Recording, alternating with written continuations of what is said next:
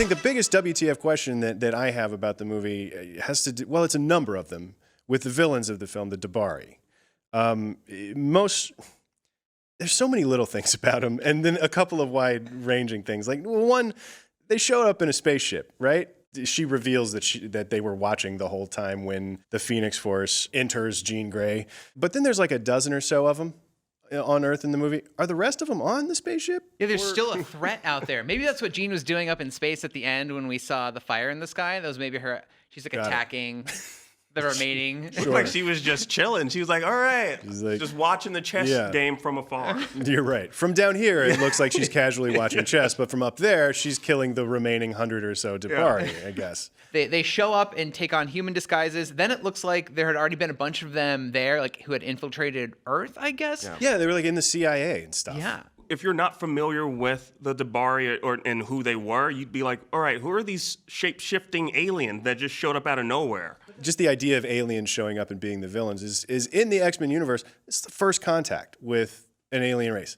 Nobody seems to care. Nobody's like, oh my God, there are aliens. And I think in a lot of ways, it would open up a lot of interesting questions and have a lot of parallels to the X-Men, especially for them to meet aliens who are shapeshifters. Yeah. Wouldn't Mystique be like, oh my gosh, like, does that mean my mutation is tied to like the stars and what else is out there? And what does this mean? What does this mean for evolution, which is the core concept of the mutants? And they just don't use any of that. No. And then at the end of the final battle, they're all fighting each other on the train. They keep turning back into humans, even though they're like spider crawling around the train, and everybody knows that they're aliens. The jig is up. Why are we even bothering here? But they seem pretty determined to keep appearing human. I think it was clearly just like a practical cost-saving measure. Yeah, I was just about to say, thing? Budget. It was all about budget, is what I'm thinking. Yeah. You know, because why were they still turning into humans? I don't know. It made no sense. Most of that was the reshoots too, apparently, like the train sequence. Yeah, there's a very clear point in the movie where it's like I sense reshoots started here. Sure. So yeah, lots of questions about the Dabari that just there wasn't even an attempt to answer these questions in the movie. No. But moving from the villain to the main character of the movie, the Phoenix and Jean Grey, one of the biggest things that struck me is we see at the end of Apocalypse, like Jean going full Phoenix. She's got a big fiery Phoenix around her while she's taking out Apocalypse. They ignored that completely in this movie. Honestly, I can't explain it. I don't know why. I mean, first off, I'm just very disappointed with how the Phoenix was even represented, like in the comics and in the television series, which is where I am familiar with the Phoenix. She's her own entity. This is an entity. This isn't just some cosmic dust that just gets absorbed by Jean Grey. You know, they kind of treated, and I hate to remind us all of this movie, they kind of treated the Phoenix like they did Galactus in Rise of the Silver Surfer. Right. Sorry to bring that back into our memory banks, but it needs to happen. And I don't know if it's just Fox just not wanting to, like these grandiose villains, they don't want to kind of like present them in a certain way in their actual form. I'm not sure. I don't know. But in terms of like what they did with the Phoenix in Apocalypse, would that have been more accurate anyway?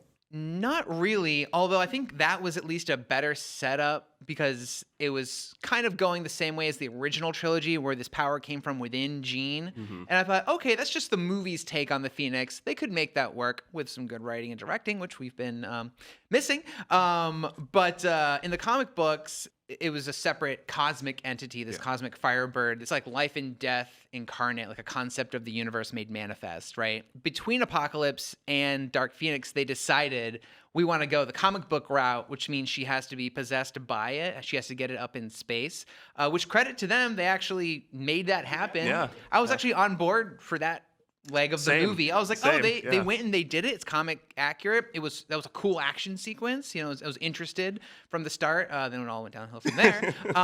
But yeah. So it is mind-boggling to me why they decided to ignore all the setup they did in Apocalypse. And it's a big deal in Apocalypse. That's how they beat. It's the climax of the movie. And only one other WTF question, and this is sort of like, to me, emblematic of how the movie kind of failed on a like tonal level. It's like a bunch of people that I just frankly don't care about, is things like Magneto pulling a subway car up through the street. Like, Dude, you got buses right in front of you. Why'd you need to pull a subway car up other than like, wouldn't it be cool if you pulled a subway car up? And that to me is like the biggest red flag about this movie. It's like, if I cared about these people and if I was on board with the story in any sort of way, I would have been like, that was so cool when he pulled the subway car. Yeah. But because I'm not willing to give them any benefits of any doubts, like, I'm nitpicky about that thing. I'm like, well, that doesn't make sense. In a movie about aliens and mutants and superpowers, I'm like, that's the part that doesn't make sense.